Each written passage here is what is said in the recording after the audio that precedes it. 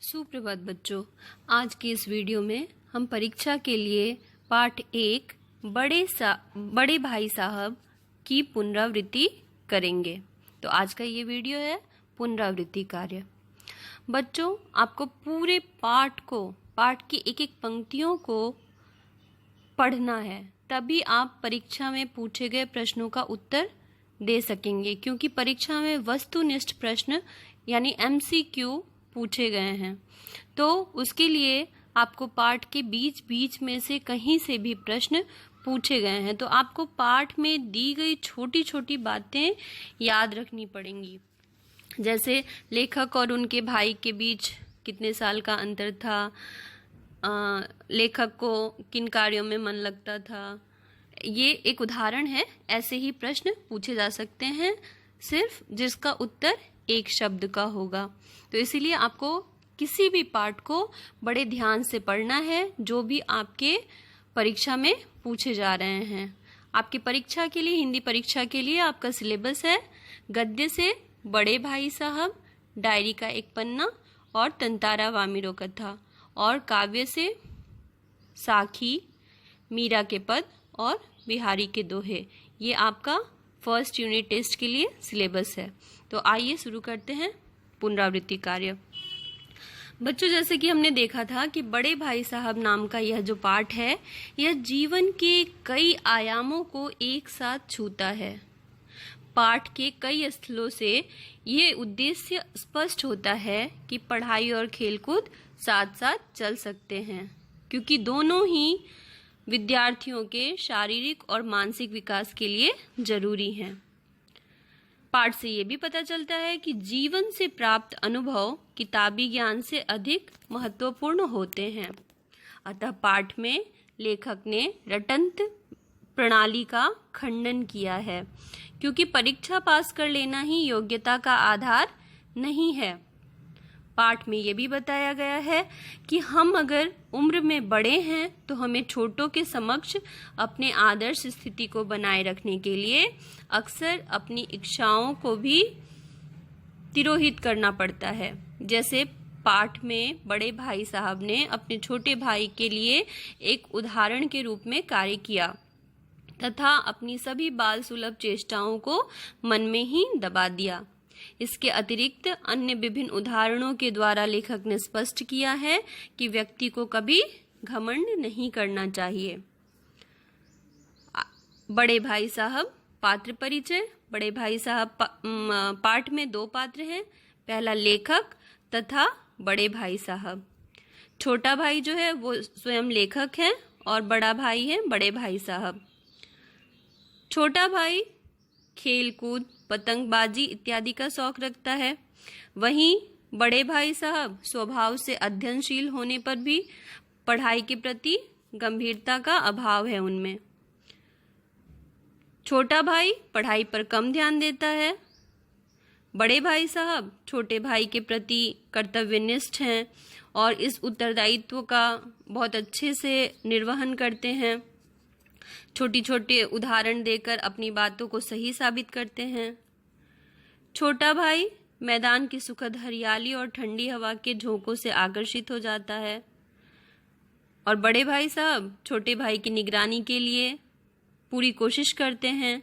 छोटे भाई को बताते हैं कि पुस्तकीय ज्ञान के स्थान पर व्यावहारिक ज्ञान अधिक महत्वपूर्ण है।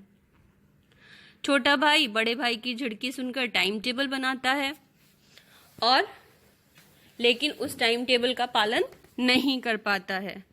छोटे भाई के समक्ष अपनी आदर्श स्थिति बनाए रखने के लिए बड़े भाई साहब सतत प्रयत्नशील रहते हैं तथा एक मिसाल कायम करने अथवा उदाहरण प्रस्तुत करने की चेष्टा में लगे रहते हैं। छोटे भाई को बड़े भाई साहब से डर है तथा उसके मन में बड़े भाई साहब के प्रति सम्मान का भाव है। बड़े भाई साहब की नजर बचाकर खेलकूद तथा पतंगबाजी का शौक पूरा करता है और बड़े भाई साहब एक आदर्श के रूप में स्वयं को प्रतिस्थापित करने की खातिर अपनी बाल सुलभ इच्छाओं का दमन कर देते हैं। बड़े भाई साहब के अनुसार जीवन की समझ अनुभवी ज्ञान से आती है, जो जीवन के लिए बहुत महत्वपूर्ण है। उनके अनुसार पुस्तकीय ज्ञान पास कर लेना ही बहुत बड़ा काम नहीं है। दुनिया को देखने, परखने तथा बुजुर्गों के जीवन से हमें अनुभव रूपी ज्ञान को प्राप्त करना आवश्यक है। बड़े भाई साहब अपने छोटे भाई से 5 साल बड़े थे और वे छोटे भाई से 4 दर्जे आगे थे, अर्थात वे 9वीं कक्षा में थे और छोटा भाई 5वीं कक्षा में था। छोटे भाई के मन में बड़े भाई के प्रति श्रद्धा थी। बार बार झिड़कने के बावजूद, बड़े भाई से बार बार डांट सुनने के बावजूद भी उसके मन में अपने बड़े भाई के प्रति श्रद्धा थी। क्यों? क्योंकि लेखक को पता था कि वो उसके भले के लिए ही बता रहे हैं। बड़े भाई साहब स्वभाव से बहुत परिश्रमी थे। वो दिन रात पढ़ाई में जुटे रहते थे, इसलिए वे खेल कूद, क्रिकेट मैच आदि इनमें कोई उनकी रुचि नहीं थी। वह बार बार फेल होने के बावजूद पढ़ाई में लगे रहते थे। बड़े भाई साहब उपदेश देने की कला में भी माहिर थे, इसलिए वह अपने छोटे भाई को हमेशा उपदेश ही देते रहते थे। क्यों? क्योंकि वह चाहते थे कि उनका छोटा भाई एक नेक इंसान बने। वह अनुशासन प्रिय थे, सिद्धांत प्रिय थे एवं आत्मनियंत्रण करना जानते थे। आत्मनियंत्रण यानी अपने मन को नियंत्रित करना जानते थे। वे भी कोई बहुत बड़े नहीं थे, उनके मन में भी बाल सुलभ इच्छाएं थी, लेकिन अगर वे वही सब काम करते जो काम करने से वे अपने छोटे भाई को मना करते हैं, तो वे छोटे भाई को उपदेश कैसे देते? इसीलिए वे आत्म नियंत्रण करना जानते थे। बड़े भाई साहब को जिंदगी का अच्छा अनुभव है। बड़े भाई साहब ने छोटे भाई से कहा कि मुझे जीवन का तुमसे अधिक अनुभव है।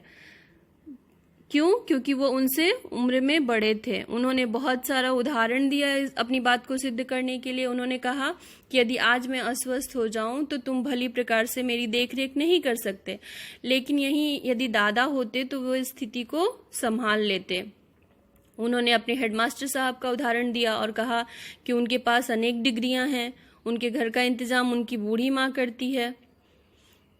इन सब उदाहरणों से स्पष्ट है कि बड़े भाई साहब को जिंदगी का अच्छा अनुभव था। बच्चों, आपके अभ्यास पुस्तिका में, आपके पाठ्य पुस्तक में जितने भी अभ्यास प्रश्न दिए हुए हैं, भाषा अध्ययन के जितने भी प्रश्न हैं, उन सभी प्रश्नों को भी आपको ध्यानपूर्वक पढ़ना है और किसी भी पाठ की एक एक पंक्ति को ध्यानपूर्वक पढ़ें, तभी आप परीक्षा में सभी प्रश्नों के उत्तर दे पाएंगे। परीक्षा के लिए आप सबको तैयारी करनी है अच्छे से। शुभकामनाएं। धन्यवाद। सुप्रभात बच्चों, आज की इस वीडियो में हम परीक्षा के लिए पाठ 1 बड़े भाई साहब की पुनरावृत्ति करेंगे। तो आज का ये वीडियो है पुनरावृत्ति कार्य। बच्चों, आपको पूरे पाठ की एक एक पंक्तियों को पढ़ना है, तभी आप परीक्षा में पूछे गए प्रश्नों का उत्तर दे सकेंगे, क्योंकि परीक्षा में वस्तुनिष्ठ प्रश्न यानी MCQ पूछे गए हैं। तो उसके लिए आपको पाठ के बीच बीच में से कहीं से भी प्रश्न पूछे गए हैं, तो आपको पाठ में दी गई छोटी छोटी बातें याद रखनी पड़ेंगी। जैसे लेखक और उनके भाई के बीच कितने साल का अंतर था, लेखक को किन कार्यों में मन लगता था। ये एक उदाहरण है। ऐसे ही प्रश्न पूछे जा सकते हैं, सिर्फ जिसका उत्तर एक शब्द का होगा।